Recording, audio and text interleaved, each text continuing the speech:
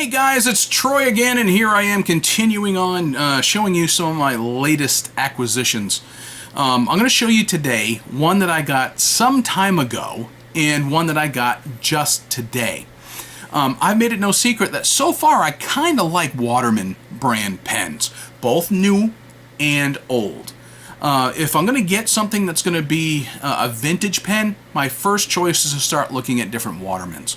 And I have gotten one Waterman pen that I was very disappointed in, not anymore.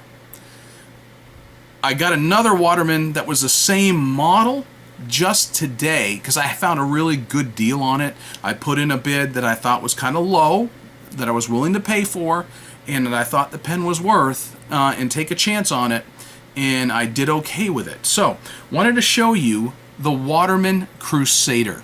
Now, depending upon what website you look at, you're going to find out that these pens are probably from 1946 or 47 up through about 1953.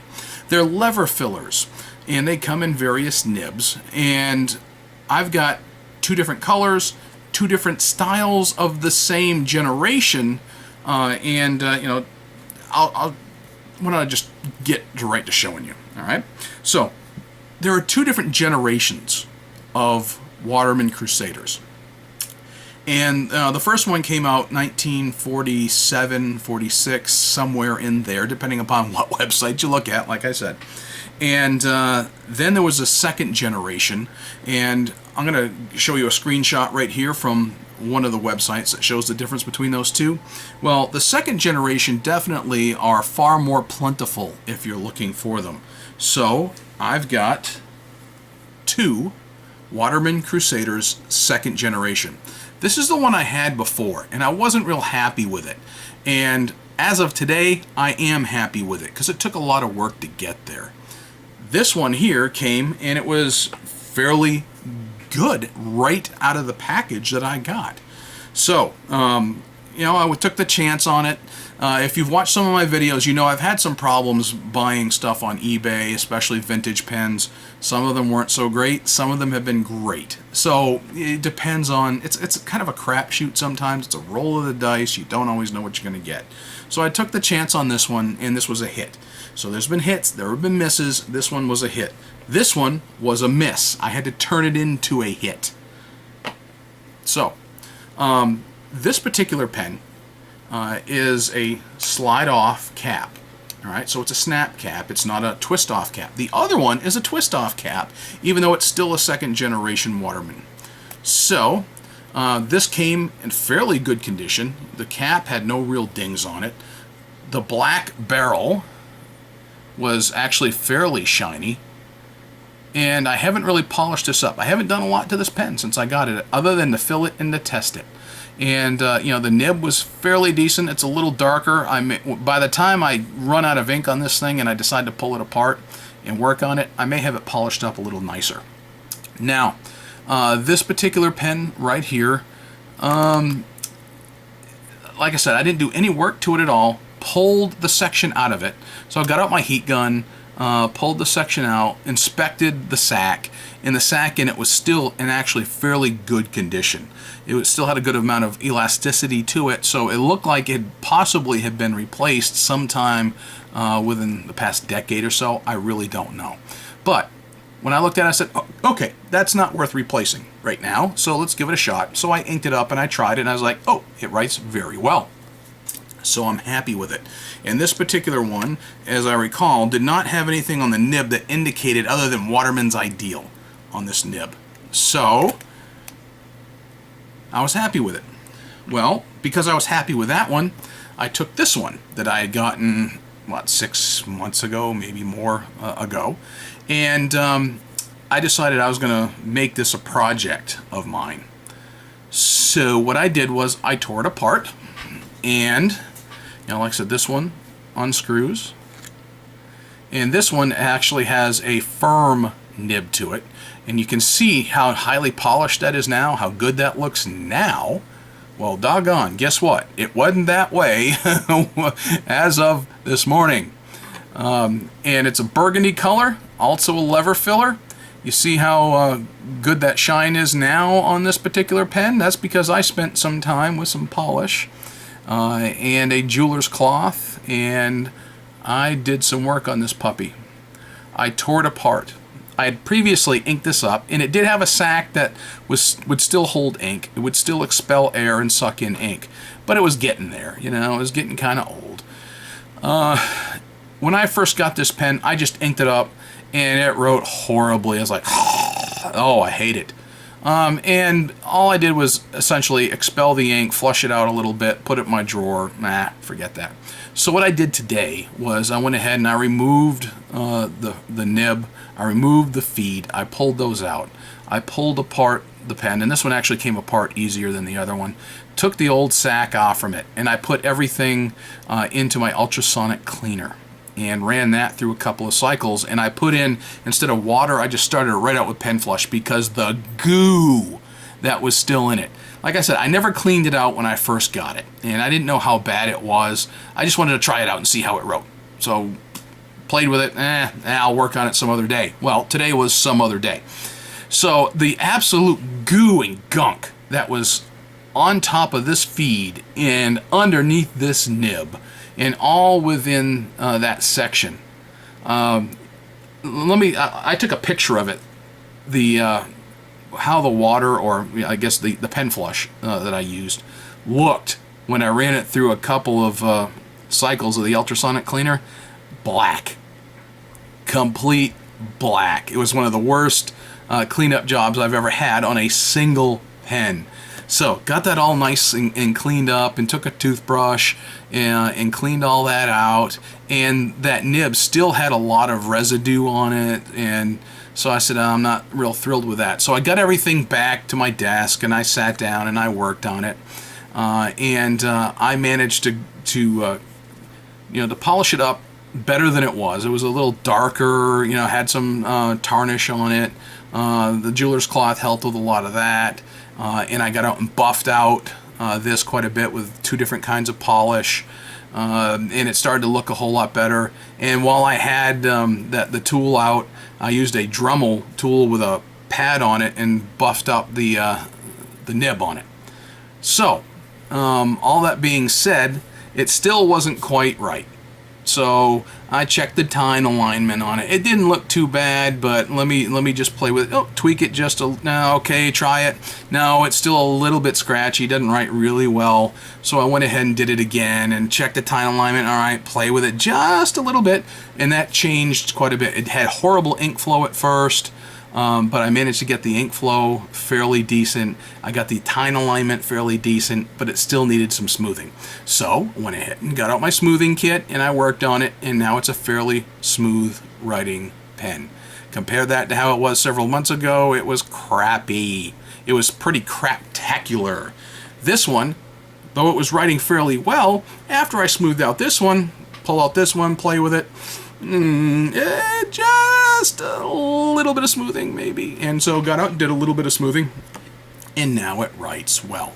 So what can I tell you about these? Number one, first, they're Watermans, so I expect quality when I get a Waterman. Both of them are made in the USA, second generation. These probably go 1948 to 1953, this particular generation.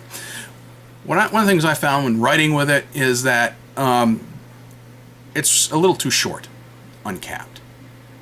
Wasn't real thrilled with the uncapped version, which made it really fun smoothing, because I don't usually put the cap on it when I'm sitting there smoothing it and getting on my sandpaper, and yes, I use sandpaper because that's the way Richard Binder taught me to do it.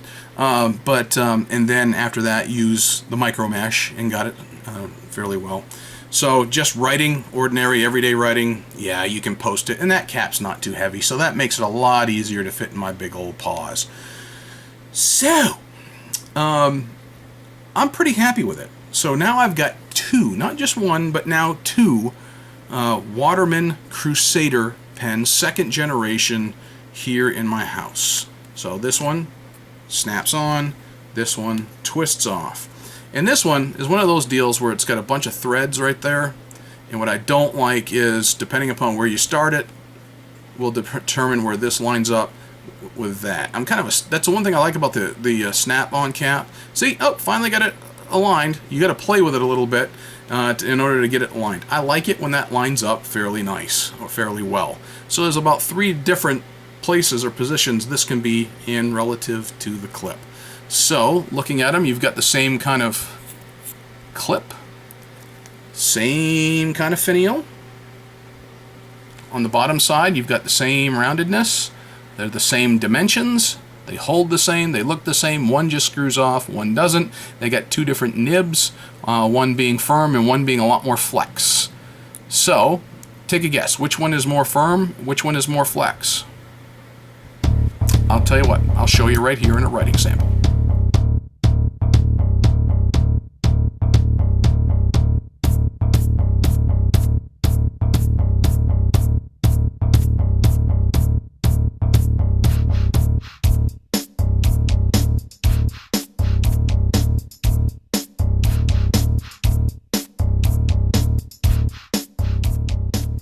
Hey guys, okay, here we are for the writing sample portion. I'm going to start with the newer one, or at least the newer to me.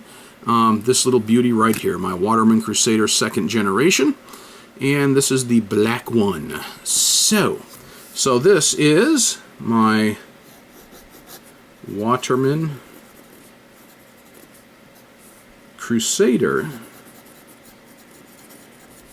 circa 1948 to 1953, thereabouts, so I'm told. Okay, so this one here,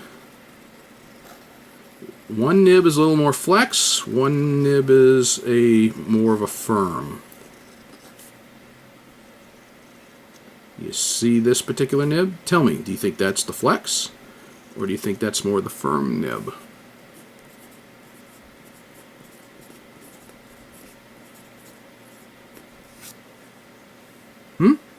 Don't know?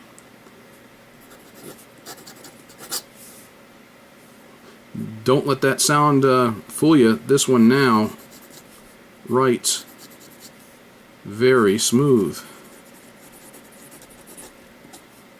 That's because I spent some time in smoothing it out. It's actually a very nice writer.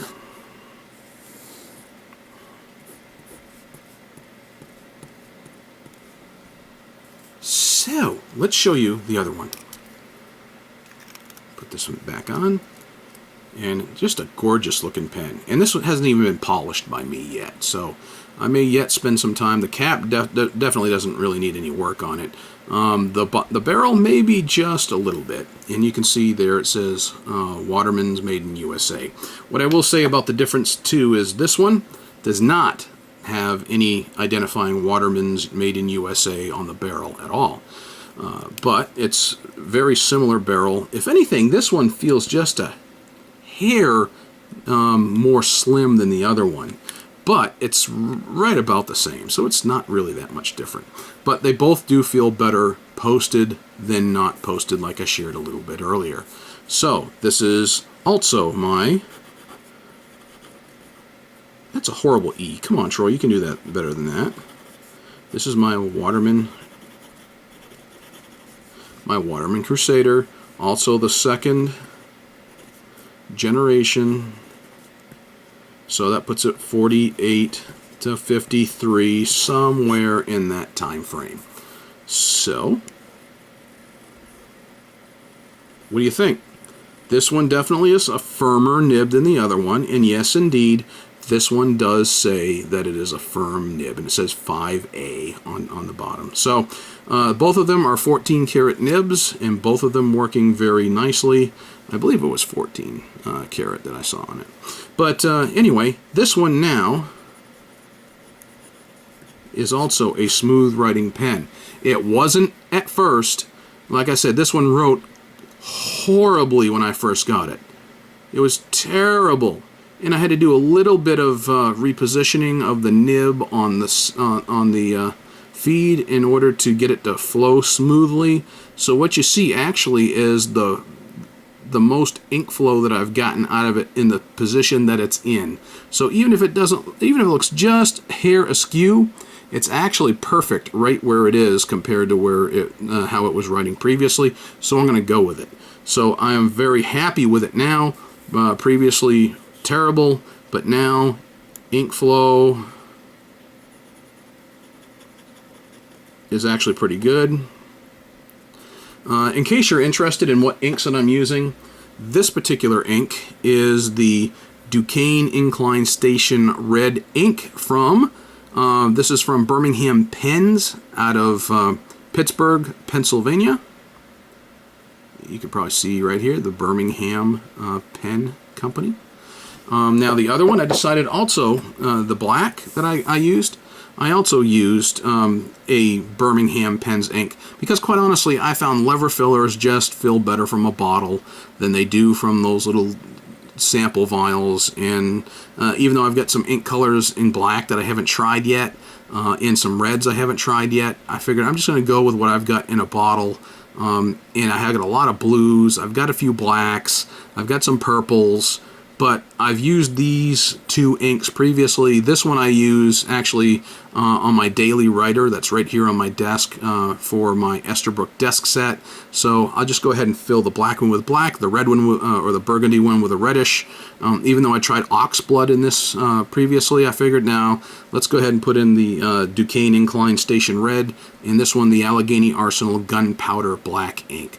So Birmingham Pens, I'm actually fairly happy with their inks. I've got half a dozen, 6 or 7 of their bottles, and I've got no complaints about their inks, and their customer service has been halfway decent since in dealing with them. So I highly recommend that as well. So anyway, these are my two. Let's see if I can get this right. Yeah, bingo.